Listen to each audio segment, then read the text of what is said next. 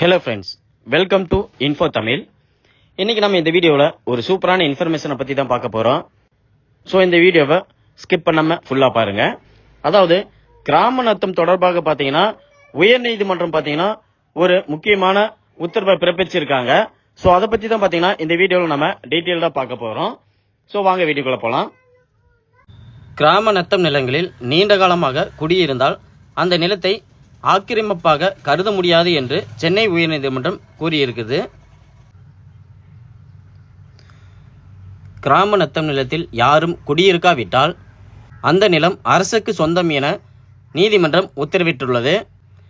கிராம நத்தம் நிலங்களுக்கு பட்டா வழங்க கோரி பல்வேறு மனுக்கள் உயர்நீதிமன்றத்தில் தாக்கல் செய்யப்பட்டிருந்தன. ஸோ இந்த வழக்குகளை விசாரித்த நீதிபதி ஆனந்த் வெங்கடேஷ் உயர்நீதிமன்றத்தின் இரு நீதிபதிகள் அமர்வு ஏற்கனவே பிறப்பித்த உத்தரவை மேற்கோள் காட்டி கிராம நத்தம் நிலங்களில் நீண்ட காலமாக குடியிருந்தால் அந்த நிலத்தை அரசு நிலமாகவோ ஆக்கிரமிப்பாகவோ கருத முடியாது என்றும் அந்த நிலங்களை மறுவகைப்படுத்த முடியாது என்றும் உத்தரவிட்டார். அதே சமயம் கிராம நத்தம் நிலத்தில் யாரும் குடியிருக்காவிட்டால் அந்த நிலம் அரசுக்கு சொந்தம் என்றும் அந்த நிலத்தில் உள்ள ஆக்கிரமிப்புகளை அரசு அகற்றலாம் எனவும் தீர்ப்பளித்தார்.